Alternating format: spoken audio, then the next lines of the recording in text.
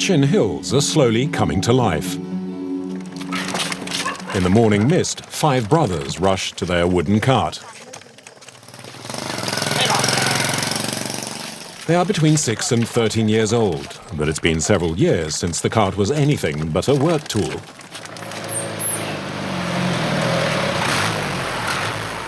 The Chin brothers deliver wood to the villagers.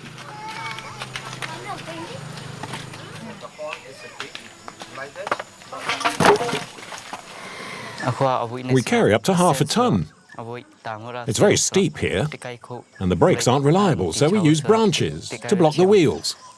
You see, these are my brakes. It's the pedal that's connected to the brake with this chain. Their father made the cart as best he could. Yet there are brakes, a steering wheel, axles, and real car tires. I've never had an accident, but my friends have. Their wheels fell off and they smashed their carts. There are a lot of accidents here.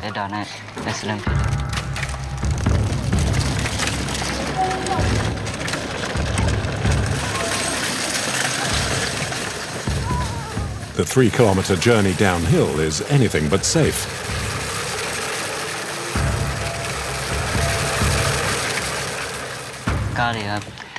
It's dangerous, and it's scary. On the turns, the trucks can't see us, and it's very difficult to avoid them.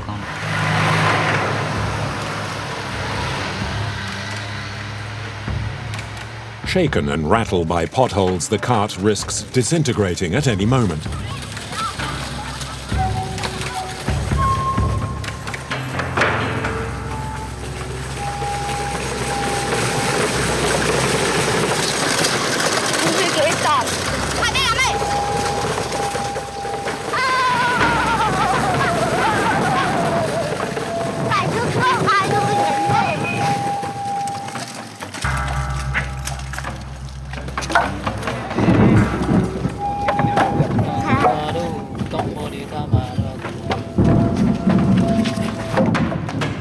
The wood will sell for €2, barely enough for a few meals.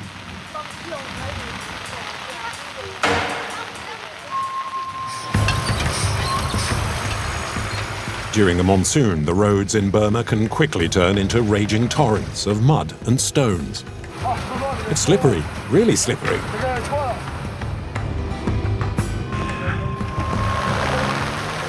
Take the plank right now.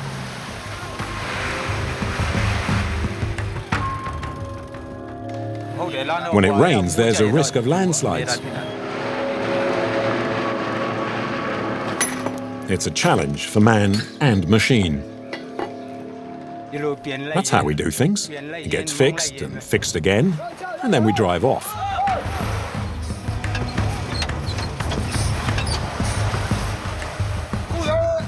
My body aches all over. I'm exhausted.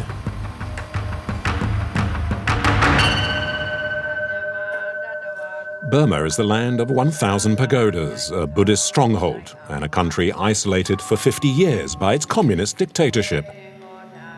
Its long-hidden sites and people are among the last in the world to be opened up to foreigners, such as the giraffe women. I'll never remove my rings. I like them a lot. Below the ground in Burma lie untold riches, including petrol in the depths of the jungles. You've seen the quality of my petrol.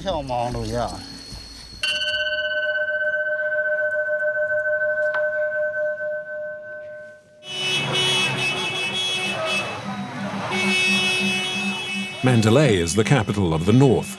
Population 1 million, the country's second largest city.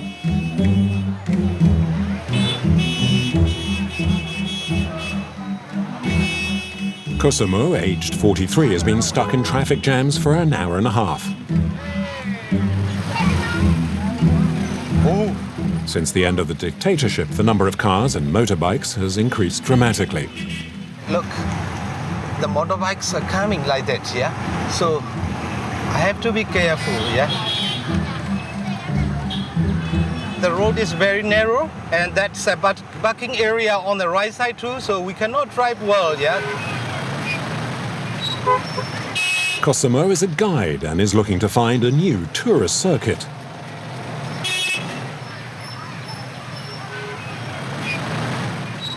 While the military were in charge, most of the country, with a few exceptions, was out of bounds to foreigners. I'm going to is a northern country. What the tourists never been there yet. Now it's become better. We can have the permission and we can go.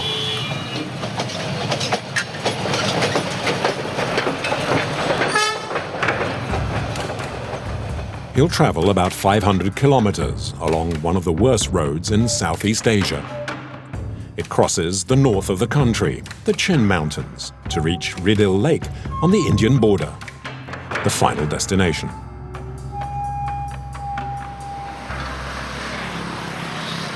It's pure adventure, as So Moe has no idea what lies ahead. Squeeze in next to him in the dead man's seat is Nini, the co-pilot.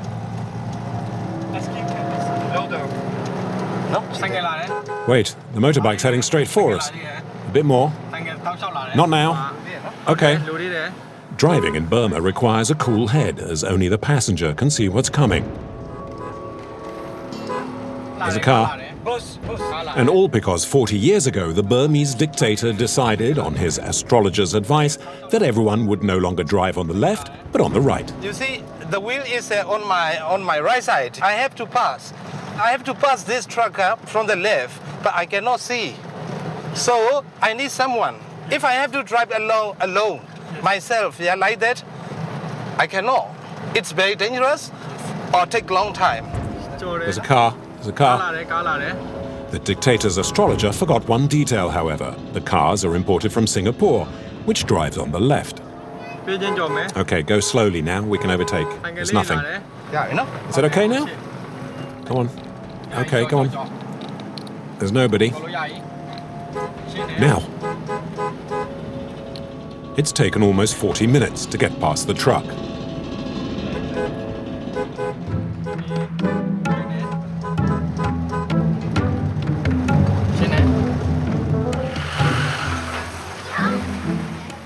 In 6 hours, So Moe has covered just 60 kilometers.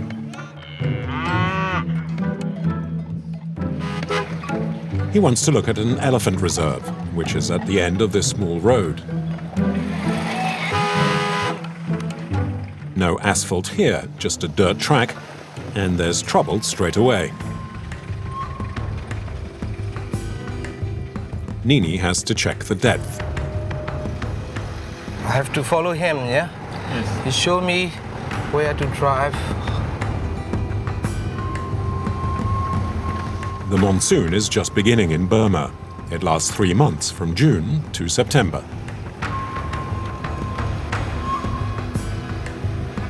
We are lucky now because no rain, dry, less water, so that we can keep driving on this road, yeah?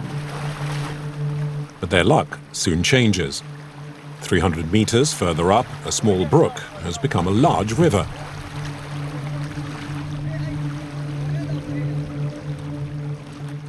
Is there a lot of water there? You mean it comes up to the waist? Yes. Really? Can my car get across? I'm not from the village. Ask that man there. Can my car make it? Yes, this way. Where? Can you guide me across?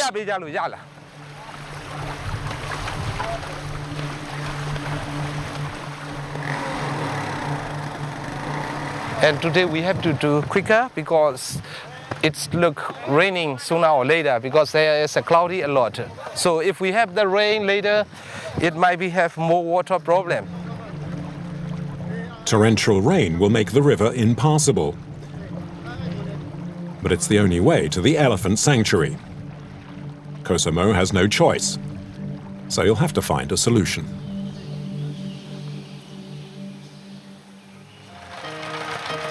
The town of Kalemyo lies 200 kilometers to the northwest.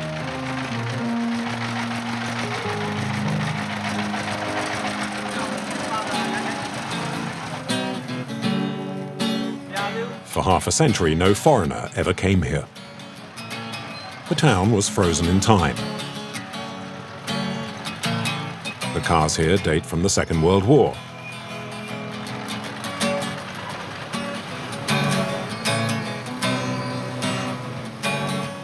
A jumble of trucks from another age.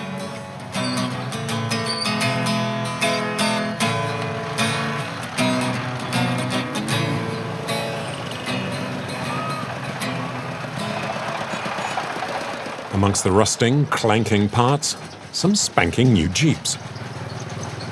These are unique, entirely handmade in workshops such as Mr. Chin's.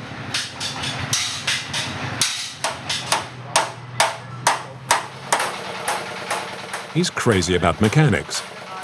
With a dozen other workers, he can make anything. The clutch, suspension, bodywork. All except the engine, which comes from India.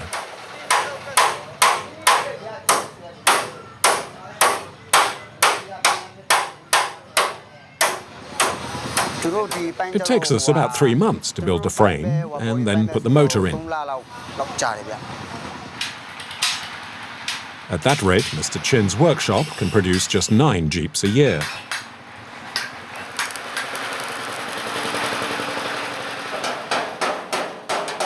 But at 12,000 euros, they're a great deal less expensive than imported vehicles, and they're virtually puncture-proof.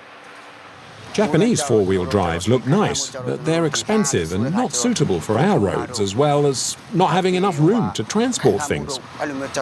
Our Jeeps, though, are well-made, strong, simple. They're built to handle the climate and the road conditions.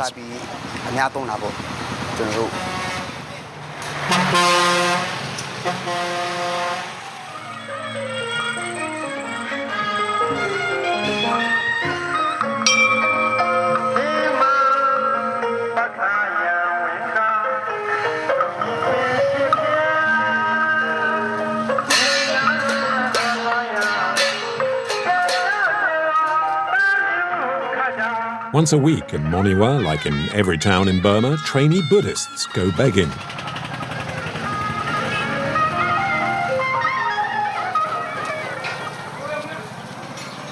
The custom is that people will give them food and money.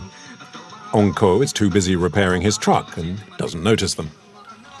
Give me some pliers. Onko is just 25 and already owns his small transport company. His only possession is this pile of rusting metal, twice as old as he is, and which, by some miracle, still works. I bought this truck 2 years ago now. I've changed every piece since then, one after another, when I could afford it. The truck is very old. It's more than 50 years old now. I want to buy another one, but I can't afford it. A new one would cost 4 or 5 times as much. So I gradually change parts to keep it running.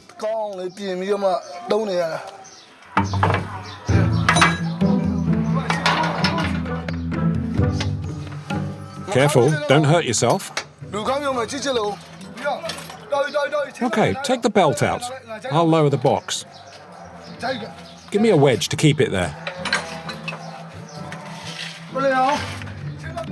Onko has removed the engine to repair the clutch and the gearbox.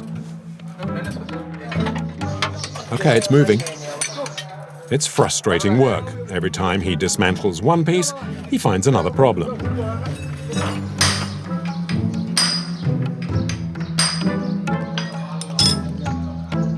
About 15 parts need repairing. It will take all day to get the truck working again.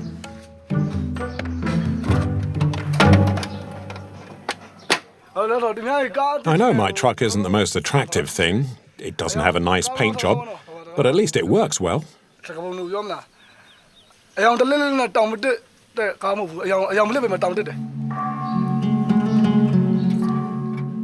The next day, he leaves at sunrise.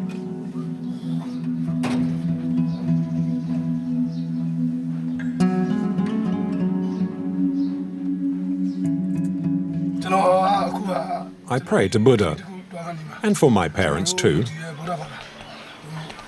I really think it helps me make my journey without trouble. And that's why every time I'm about to leave, it's the first thing I do.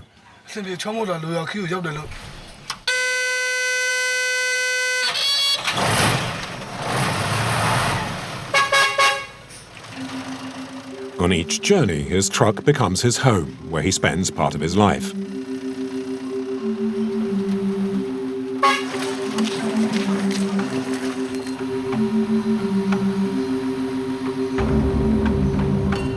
Like at home, he removes his shoes before getting in.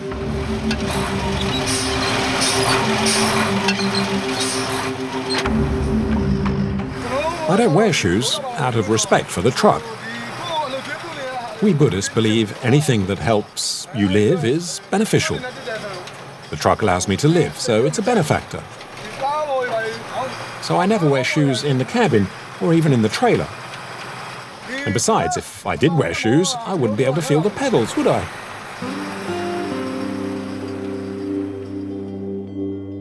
Unko will travel 220 kilometers to reach Kalemyo to pick up a cargo of wood.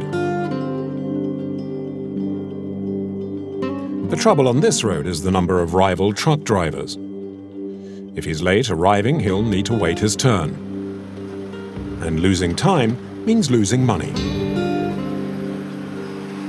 To remain competitive, he'll try a new route, a shortcut he's never driven before. Which way is it now? Ah, this way's best. He's been told the shortcut will save him 2 hours. But first, he needs to cross this bridge. Ni Yung, his co-pilot, considers their options. I'm afraid the tunnel's too low for the truck. That's why I'll guide him.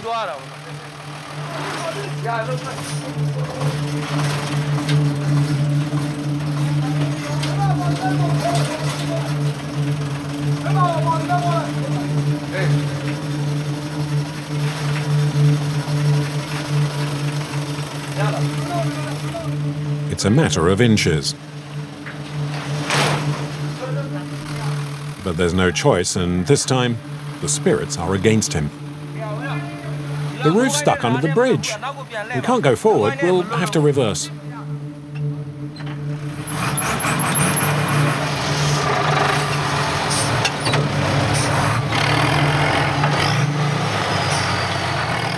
Unko has to turn back, but his troubles are only just beginning. His ancient truck doesn't have front-wheel traction, and he ends up in the ditch.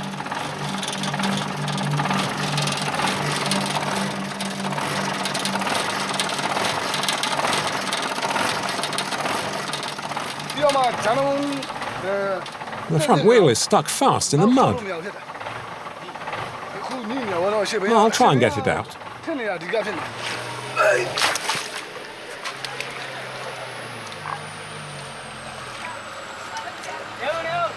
Try as they might together, it's impossible. They'll need help.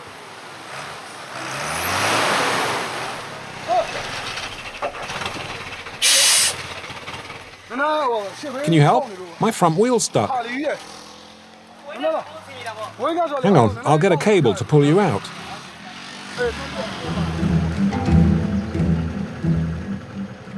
Reverse. And tell him to stay on the left-hand side of the road. To the left, go on. Okay, stop.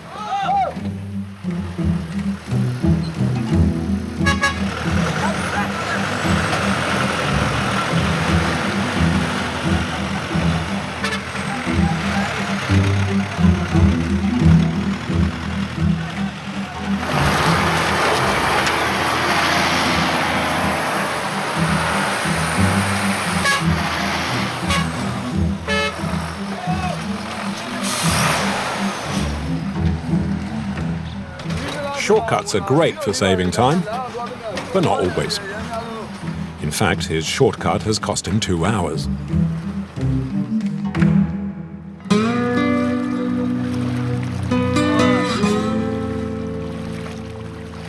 Camped out by the river, Kosomo, the tourist guide, is still looking for a way across. He tries his luck. How much is it for the motorbike? 20 centimes. And for the car? The car. Well. We'll cross on the rafts, but they're just taking motorbikes for now.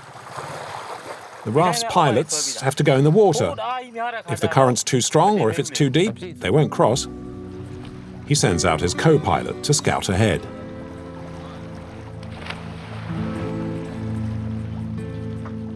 Are there rocks below? Nini, are there rocks? No, it's sand.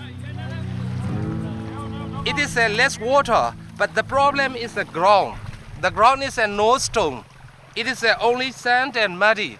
So sometimes, if you lost the way, your car can be stuck inside. We cannot move at all. Two locals offer up a solution. They know the terrain and also know there's a narrow passage. It's the only place where the water's not too deep and the ground firm enough to bear the weight of a car.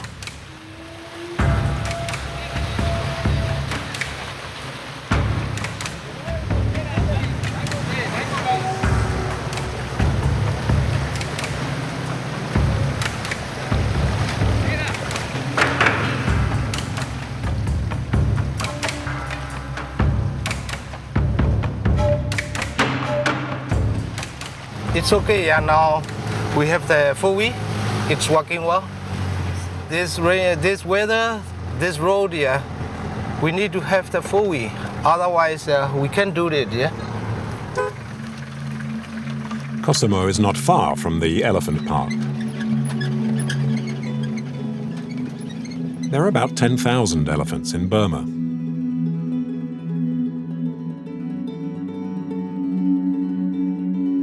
Here, the animals live peacefully alongside man.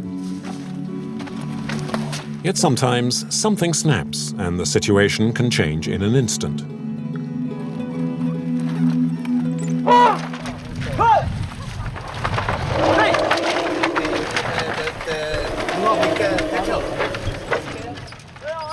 One elephant is causing panic among the farmers.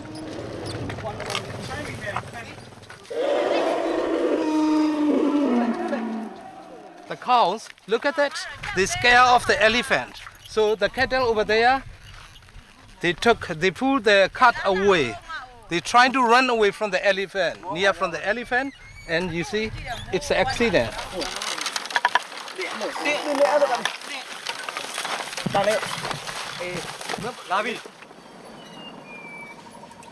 Half of all the elephants in Burma are domesticated.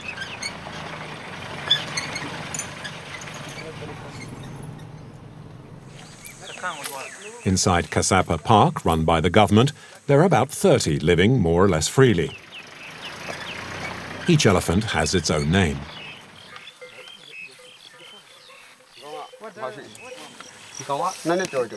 That one, the little one, is 2 years old. The other is 34. It's a young female. She's called Silver Moon.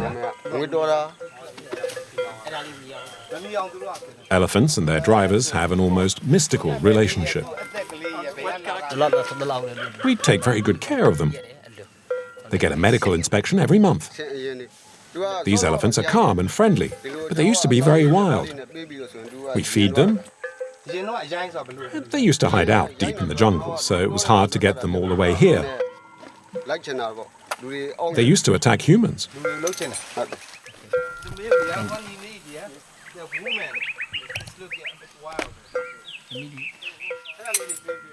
While most Burmese elephants work in the forest, those in Kasapa are lucky. For decades now, they've been protected from modern civilization.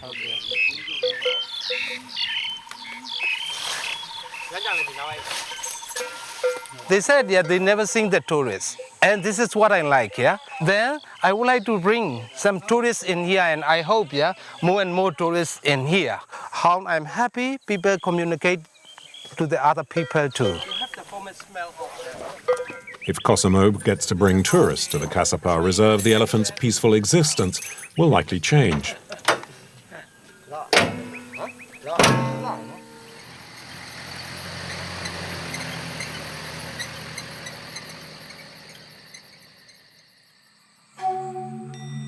There is one place in Burma where the horizon separates water and sky.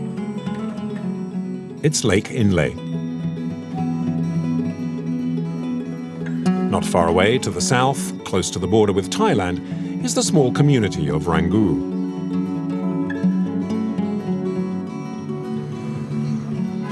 A village in the middle of nowhere. It's home to the Padang, an exceptional people.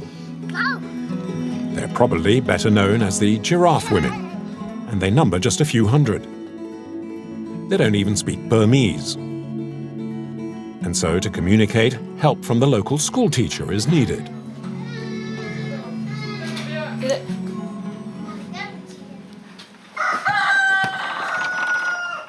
Modu is 28. She never had a choice. From the age of 8, she was a giraffe woman. After giving birth to her second child 6 months earlier, she was allowed to remove her neck coils for a short time.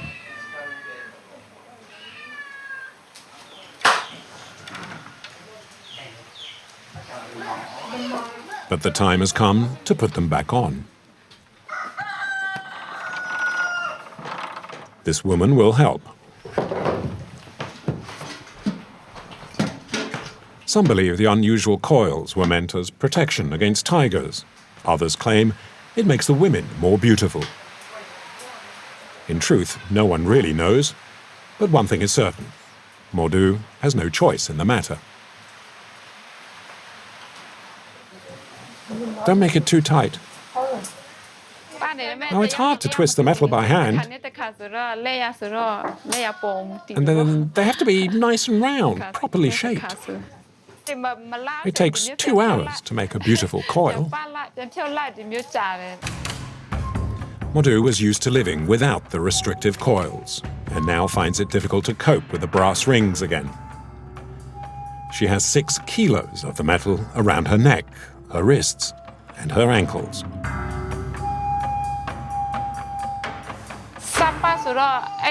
When you first wear the rings, it's not good. You get a neck ache, and then you get used to it, and it doesn't hurt anymore. But it's hard to go to the toilet, for example. It's not practical, with all the coils around your legs. As each ring is added, it's like a noose tightening around her. Careful, you're hurting me.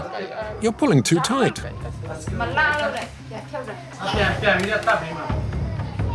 Modu is close to tears.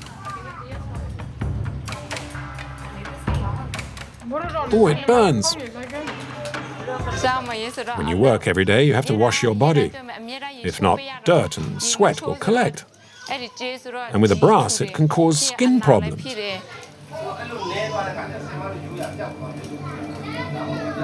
The 16th ring is placed around her neck. Some giraffe women have as many as 28.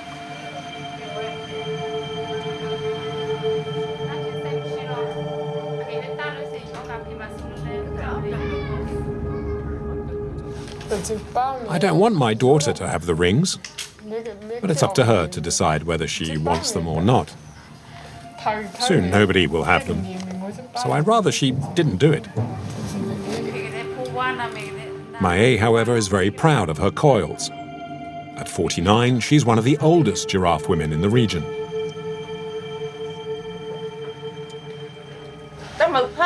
My grandmother had them, and I thought she looked beautiful. The first time I had them on, it was very painful. But I don't know, I liked them and wanted more. I'll never take them off. I like them a lot. I want to die with them on. In these remote parts of Burma, the giraffe women of Rangu are the last to carry on the tradition.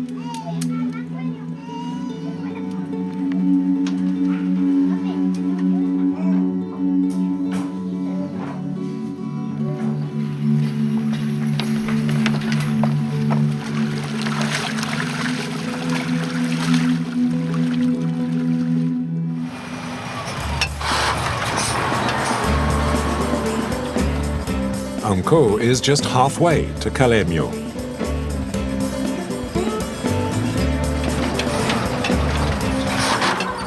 It's tough.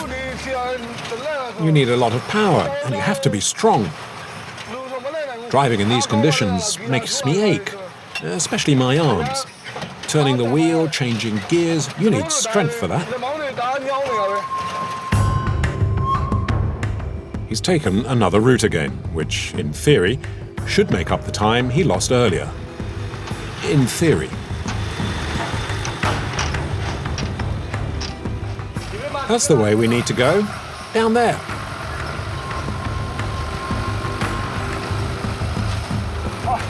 And it's very slippery.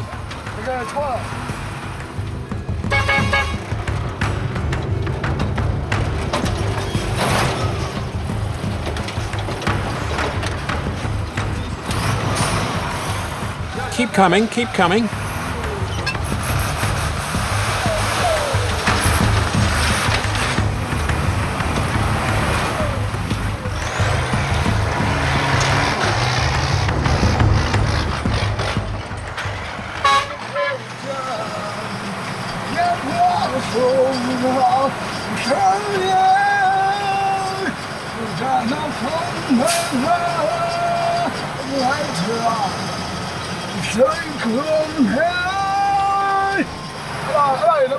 Me, I didn't want to be a full-time driver. My passion was art, music. I'd have loved to have composed songs and play music. I tried hard, but for the sake of the family, I had to become a driver.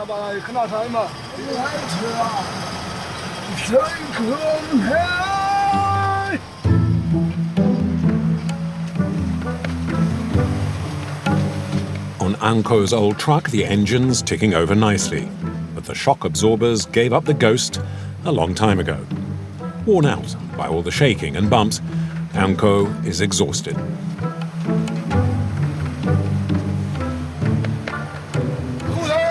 My body aches all over. My back hurts, of course, for sitting all the time and driving over bumps. But it's my arms that really hurt. Actually, it hurts everywhere.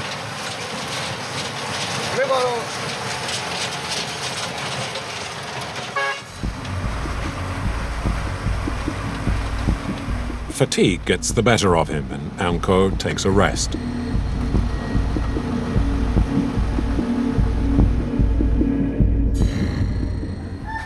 He doesn't even have the strength to wait for lunch.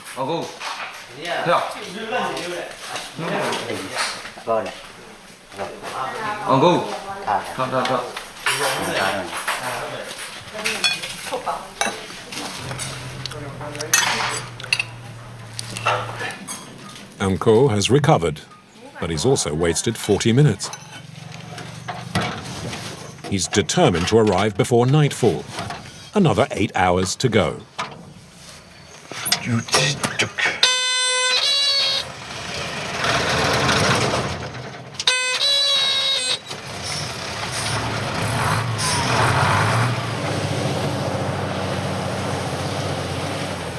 A few kilometers further on, the mud makes the road inaccessible, especially to trucks.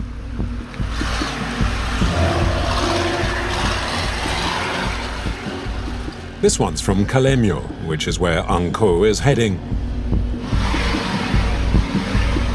He asks for news, and the driver advises him not to take this route. This road is hell. I lost a tire and had to replace it. With all the turns and mud, the tires don't last for long. I was stuck for 4 or 5 days. There are cars that have broken down and others that have been submerged. You can really get stuck.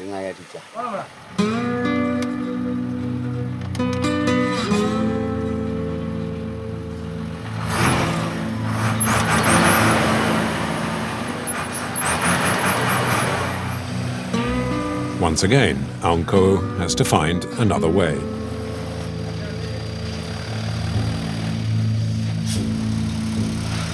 Keep going.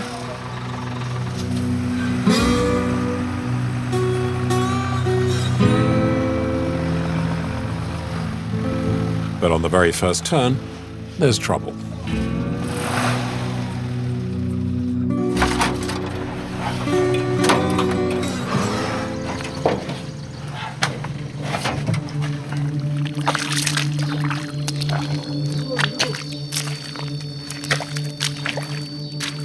Already with your own weight you sink, so you can imagine with a truck. I can't see any cars. If you get bogged down here, it could be for a month. And it's worse if it rains. I think we ought to start up again. Nini, walk along. No, it's no good.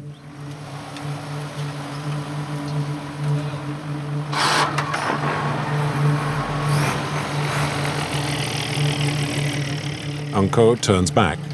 He's reluctantly rejoining the main road.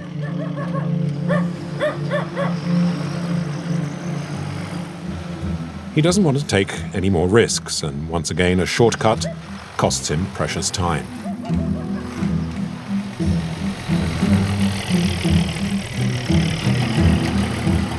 As he reaches Kalemyo, journey's end, it's almost dark, and the competition is already here.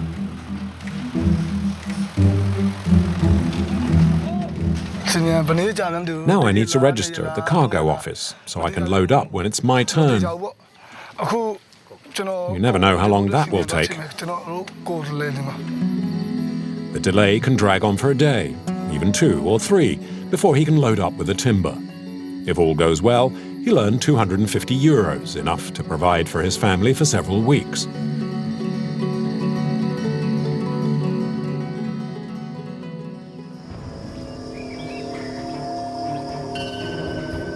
The forest is one of Burma's natural riches. The country has among the greatest resources anywhere on the planet: minerals, precious stones, gas, and oil.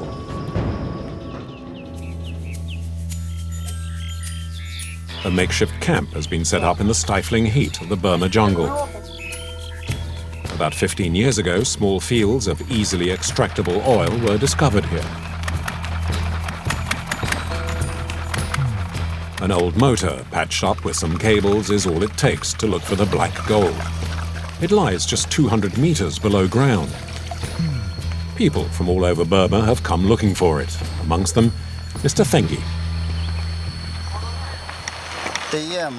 I used to be able to get 40 liters of petrol a day, but it's become less and less. Now it's just 8 liters a day. Mr. Thengi used to deal in precious stones before the market declined, so he's invested all his savings in oil. I invested in labor and machinery, in equipment, food, everything. I sell my petrol and my employees get a fixed wage. I invested €800 in 2 years, and thanks to oil, I've made my money back.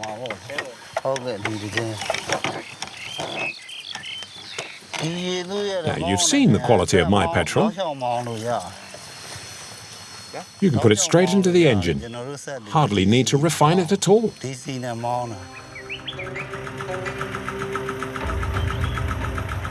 There isn't enough oil to interest the big multinationals or the state, and they leave it for the people to reap the benefits.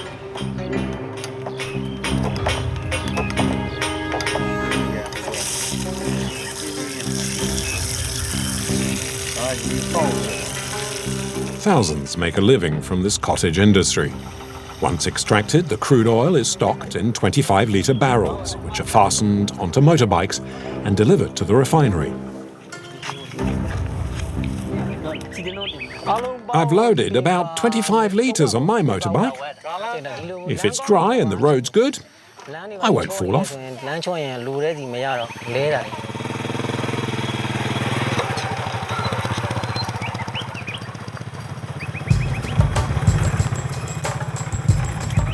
With his explosive cargo, the tanker biker has 15 hazardous kilometers to the nearest wholesaler.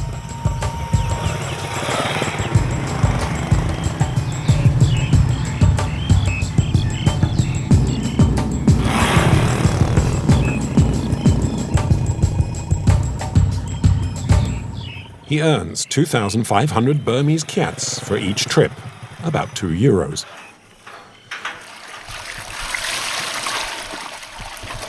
The oil is then transported to Moriwa, the closest town.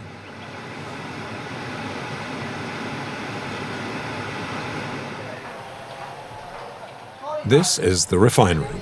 No chimneys, no giant reservoirs, just petrol cans. The owner insists his product is as good as any of the big companies and much cheaper. Our petrol is sold all over Burma. We deliver it everywhere, even to the big cities, such as Yangon and Mandalay. A lot of people use our petrol.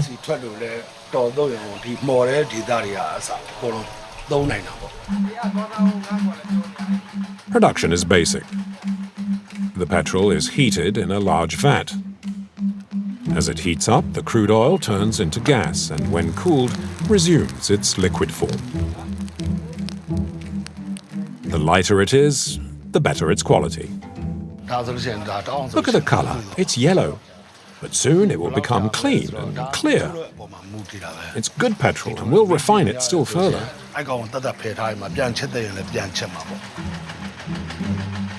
The small refinery can produce up to 20,000 tons of petrol a month.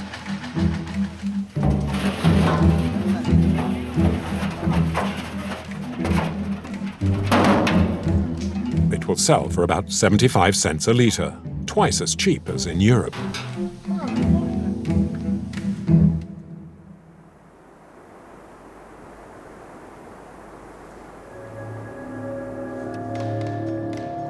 A mist has come down on the small road in the Chin Hills Mountains.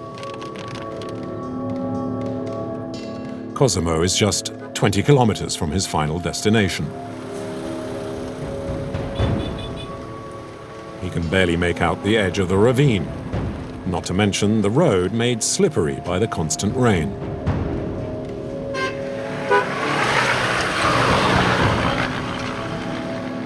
We cannot see what the cart is coming from the other side, because some of the tents are really, hairpin tan, and we cannot see from one to another side, yeah?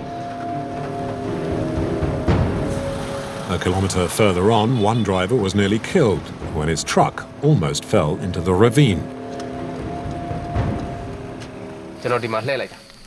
I was making my turn right here when the clutch and the brakes gave way. The engine stopped suddenly. And that's why my truck ended up like this. I skidded and almost went over the edge.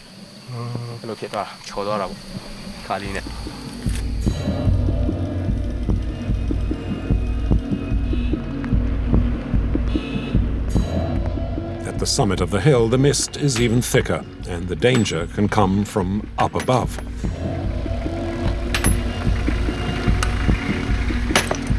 The ground is not really strong enough, and the land can be fell down, and the car can be happen the accident too. Like convicts in a chain gang, the repair crews attack the rocks with sledgehammers. It's a titanic task, as just a few hundred meters away, the mountain has spilt over onto the road, which is now completely blocked.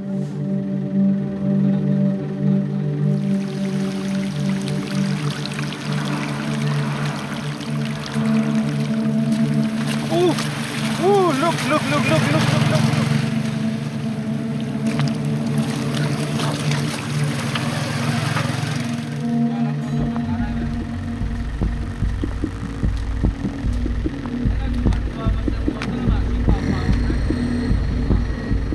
The road is blocked. Yeah, you see the cars are here.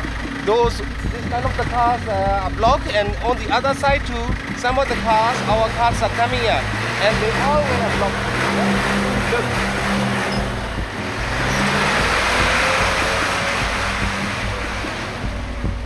A few diehards try and get through.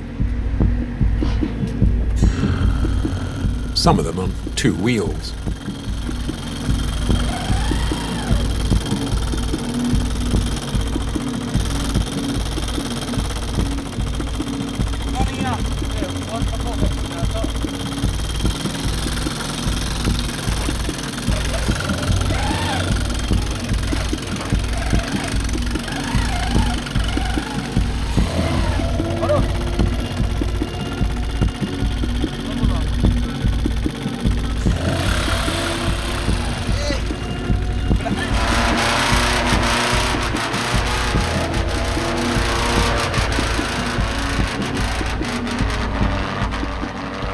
They never know how long they have to wait for. So everybody is taking the risk.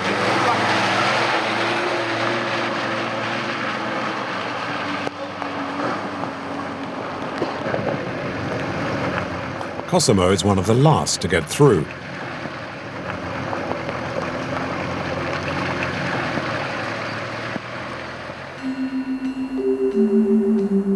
The mountain fog is finally lifting.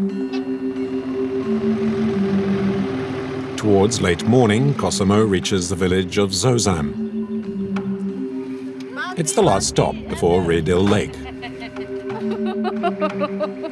The villagers are surprised. It's the first time they've seen foreigners.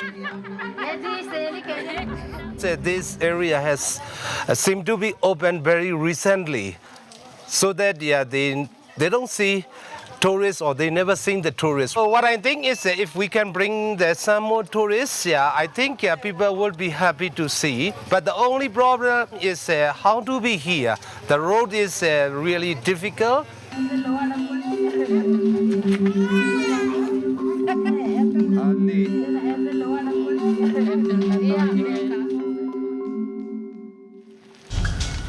And there's one more obstacle to opening the region up to tourism. Beyond the village, the road is a thick carpet of mud.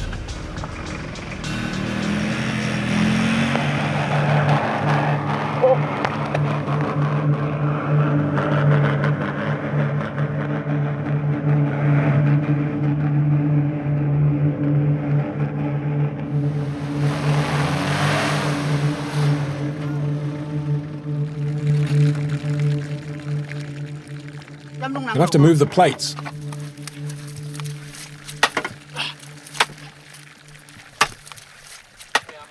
We've already tipped over several times, 3 times, I think. Luckily, we weren't hurt.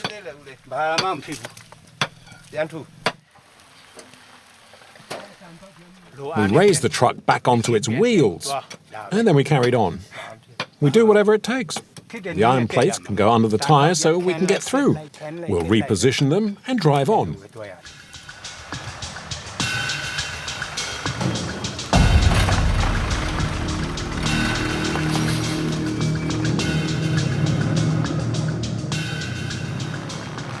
Take the plate now.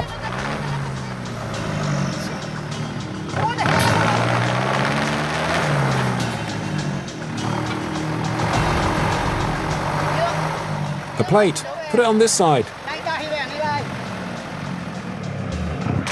The gearbox is broken.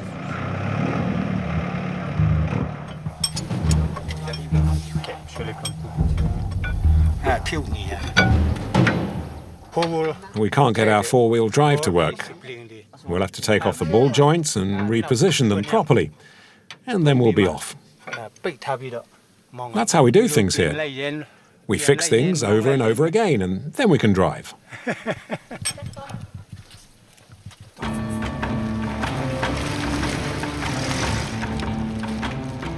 With his 4-wheel drive, Kosomo manages to get through.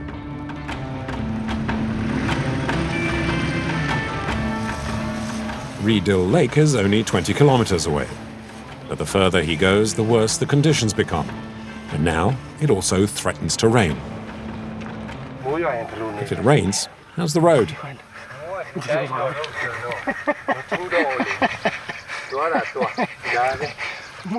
Well, you just have to cope.